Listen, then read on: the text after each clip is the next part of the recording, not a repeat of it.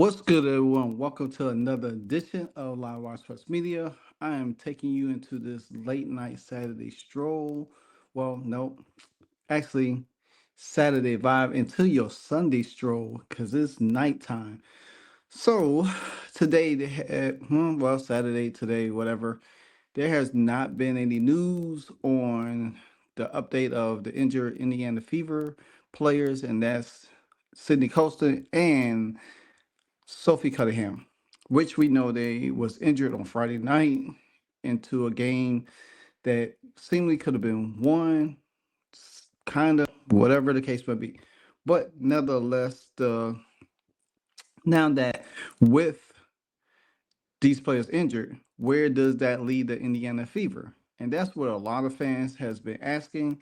They was talking about hardship, what this hardship could mean, how many players could they get. Well, I'm here to bring all of that information to you because that's what I do. So now, Chloe Peterson did put out an article today, and I'm trying to find it so I could pull it up real quick. Yep, there it goes. I found it. So, um,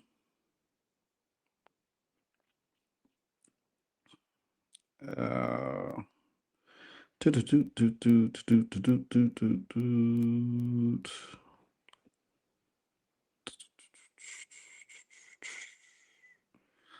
I I had it pulled up.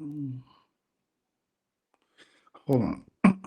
Well, so now I know a lot of people are asking about the hardship because I do have important information about it, and I also have important information about what they could do with an injured player as well if the player is out. So I got this off of X last night, and this is by Stovos, and he said that the WNBA on the WNBA hardship contracts per her hoop stats.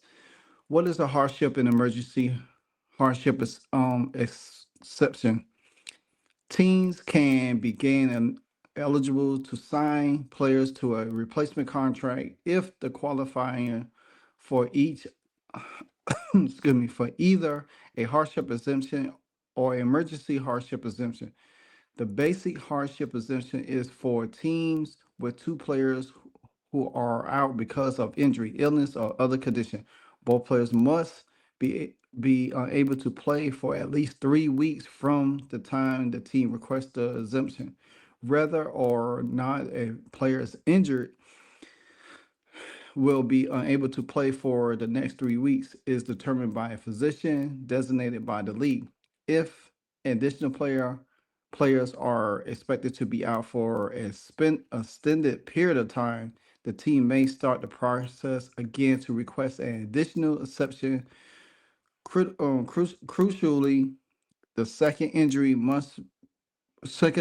player must miss at least two consecutive games before the team can ask the league for an exception. Therefore, no team can sign a player to a replacement contract under the basic hardship. So basically, um, you do have to get down to 10. So that's what this next piece is. Emergency hardship exception is allowed at the discretion of the league when a team has fewer than 10 available players on their roster.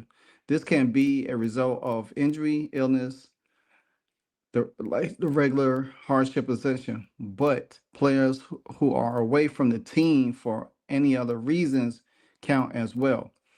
And if you remember, that was in the case with I think that was in the case with Damaris Dantas last year when she was out for a little bit.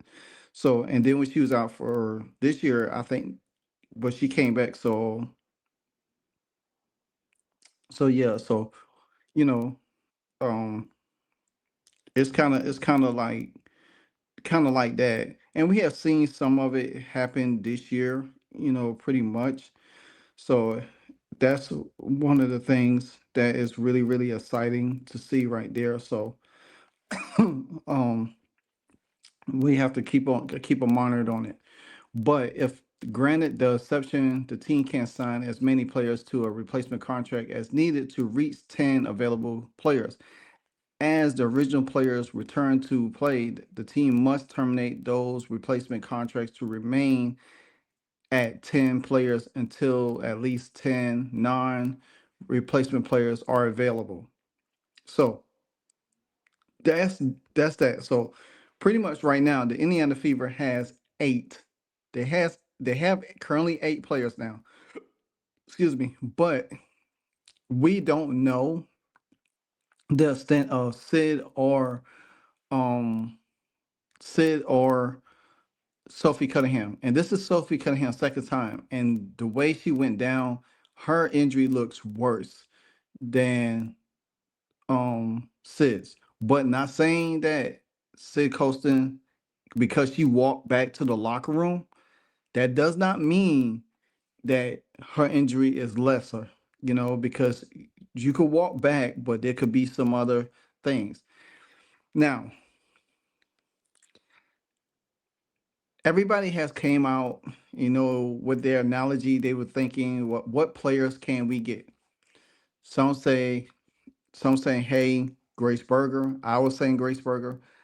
Now, in the article Chloe Peterson had put out, she did mention that the Indiana Fever most likely would not get a player that they have to retrain, have to get acclimated with the system. They most likely will go with players that is custom to the system that they already had and prior been in training camp with them.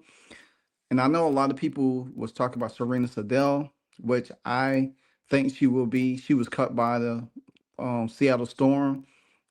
And then Grace Berger, who was a previous Indiana Fever, but then got released and then signed over there to Minnesota and went through the training camp and then got waived as well. Some people say bring her back. She never got a chance, but she would have to learn the system as well. We don't know how up to speed she would get. I mean, I'm sure she would learn, but in Chloe Peterson's article, she did say that it could be Bree Turner coming. I mean, not Bree Turner, but Bree Hall and Jalen Brown coming back because they have been with the team. And Bree Hall has played some point at South Carolina, same as Jalen Brown, And me personally, I think that you know, that would be good to bring them back because a lot of people we did say that we could. I wish we could have kept Bree Hall as well, and a lot of people had grown on Jalen Brown a little bit too. So to me, I think Sophie Cunningham could be out for she. I think she's gonna be out for a minute. I have this feeling she's gonna be out for a minute. If you was to bring back, if you was to bring back, I'm saying if you bring back Jalen Brown and you bring back Bree Hall, I think they will. I think they could give the Indiana Fever the boost that they need. I think more or so of the speed and tempo that we was looking forward to. And I know a lot of people kind of like been beaten up on the Fever, the team, the coaching, the front office, and everything. And it's just to me personally, I can't do that. I could critique it and see what they went wrong at and where they could get better at. But I can't just be dumping on them because it's not the way we think it should go. And Scott Agnes, he said it best last night. He said that the Indiana Pacers went 10-15 in the beginning of the season. They struggled. And then they all of a sudden they clicked too. Why can't the Indiana Fever? Now I watched the game tonight with the Pacers and they look good. They look really good. I want the Indiana Fever to look just like that. I want them to look like that. Now, it's crazy because before I even get into these players real quick, I want to share something with y'all real fast because this is very important. Because if the Indiana Fever goes to the hardship and we know that they can add a 12th, we already know that they could add a 12th player within midway point of the season. So hopefully end of June, July, somewhere around there. This right here is going to be very very, very keen to pay attention to, because I looked this up last night, and it's about, because I said this before in my live last night, that the Indiana Fever have four unprotected contract players. That's DeWanda Bonner, Sophie Cunningham, Bree Turner, and Sid Colson. I don't know why they protected Natasha Howard's contract, but it's something that we have to just really look into about that. But this right here caught my eye before Chloe and everybody started posting about hardship and stuff like that. This right here caught my eye. The WNBA In the WNBA, a team can cut a player who is injured if the player has an unprotected contract. If a player is cut from an unprotected contract, they only are they are only owed their prorated salary from the time they was on the team. These contracts become fully guaranteed after a midway point of the season. So if they keep, if they cut, say they cut Bree Turner and Sid Colston after the midway point, then they have to pay them the full salary. That would be dumb, because we already know that the Indiana Fever salary cap is tight, unless they ask to say, hey, can we go over the salary cap? And most likely that won't be happening. Now, say for instance, they do bring back Jalen Brown and Bree Hall, and they play well, and the team starts winning, and Caitlin comes back and the team starts winning. Guess what? Then you're gonna have to make a decision on who you gonna keep, because you might say, "Oh, I'll cut this person," but then me personally, I would keep Jalen Brown and Bree Hall, and this is why: because they younger, they faster, they could move better, they could shoot better, they could run the point better. You won't have that drop off. By the time Sophie Cunningham come back, because let me see, by the time Cunningham comes back, that would give you 12.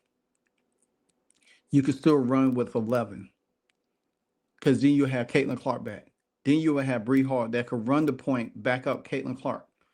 You know what I'm saying? Then you don't even have to. Then you have Jalen Brown that could come in and spare Kelsey Mitchell. That's what I'm looking at. You know what I'm saying? Then you could, then you could start giving Michaela Tipson some minutes in there. Then you still could utilize Dantes a little bit more. Now, a lot of us been talking about this last night, that we should be able to use Dantes in the starting lineup now. With To me, I think the starting lineup should be right now. Say for instance, it's Caitlin, Dewana, Kelsey, Boston, and Dantes. Me personally, I would bench Natasha Howard, simply because she packs the paint and doesn't allow Leah Boston to get that open space that she needs, and she doesn't get the ball in, and they don't get the ball. They don't have the passing ability to get the ball into her the way it is. Not saying they can't pass the ball, but they don't have the passing ability to get the ball to Boston like she needs. Dewana Bonner could be able to do that. Lexi Hall could be able to do that. Dantes could be able to do that. But if you was to get the hardship pieces that you need, then you be able to do that. And you got to think about it. Jalen Brown is really crafty. She could get to the rim, and she has a mid-range shot. Bree Hall also could get to the rim. She could shoot the three. She could dribble pass. You want, to me, I feel like you want somebody to be able to, that understands the system, to help the team in every way. This is where the team could get younger quicker with two players like that. Now, a lot of people have said, get Emma Missimon from overseas, from Belgium. She's 32 years old. She's another older player. And to me, from what I've seen from her, she's a little slow. She's not going to be able to run. I don't, we already have a slow paced game, a little, that's already going on. We don't need more. to slow down completely. Not saying that Emma can't be a serviceable piece for us, in the starting lineup. You have to I will bench Natasha Howard for her if we was to get her, but I don't even see that happening at all. I think this team needs to be a little bit younger. We got veterans on there. We got DeWanna Bonner, we got Natasha Howard, we got Dantes on there. We got veterans on there. So I don't want to overload the team with so much other veterans and then the team can't grow younger because the team eventually has to grow younger in order to continue to move up. You can't, because there's not going to be, these veterans is not going to last long. These veterans are already up in their 30s. You know, I mean, Natasha Howard's 30, 33. DeWanna Bonner is up in her 30s. Sid is in her 30s. Kelsey about to hit her 30s. So that's something we have to really look at. Now, I did put this up there real quick because a lot of people say, I was talking about earlier, you know, um, Serena Sandell. She's a good passer. She's a good shooter, mid range, and everything. But how well she would grasp to be a backup point guard to Caitlin, I don't know. And then how well she's going to be able to handle pressure real quick. I think Grace Berger, she's been there, but I don't think they're going to go that route with her. A lot of fanfare out there saying they want Grace Berger back. Hey, that's fine and good. Jalen Brown, I think a lot of people wanted her to stay on the team. A lot of people wanted Bree Hall to stay on the team. So I think if the Fever, any route the Fever go to could be these two right here, Brown and Hall, to bring them back. But we have to really figure out um, the extent of the two injuries between Colson and Cunningham. Once we figure that out, and with Scott Agnes did tweet it out today that when he tweeted out on Saturday that there was no update on them, and most likely it could be an update tomorrow on these players. And that's most likely when the Indiana Fever will make their move towards hardship with these players. So, with the players they need to get in because they don't play again until Tuesday.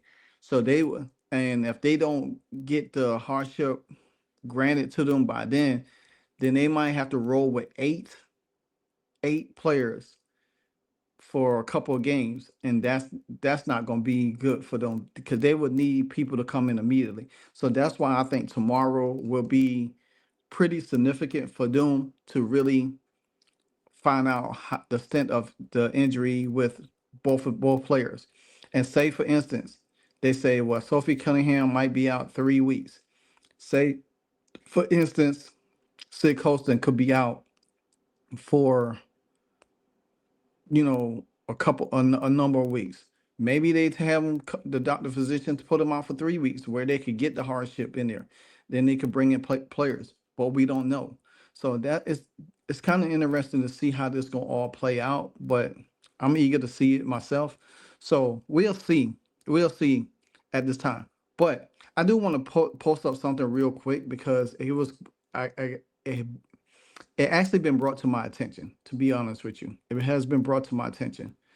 This is the Indiana Fever points per game.